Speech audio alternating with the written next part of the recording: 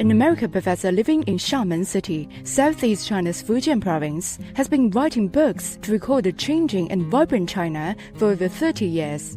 William Brown is a 67-year-old MBA professor at Xiamen University.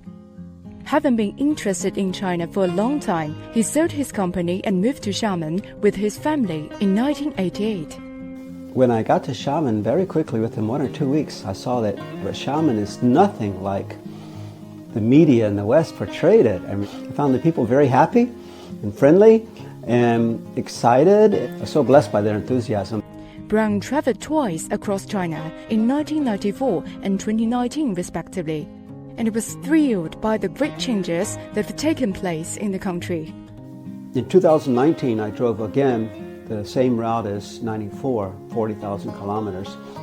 And it's amazing the changes, because in 94 the government had this idea that if they build the infrastructure, then that will help the Chinese lift themselves up, and that worked. But it worked because the Chinese really know how to grab opportunities and work hard. So China's changes really are a miracle. And I hope by writing these stories that it will help foreigners and Chinese better appreciate the whole country. In past 30 years, Brown has published over 30 books sharing his views on China.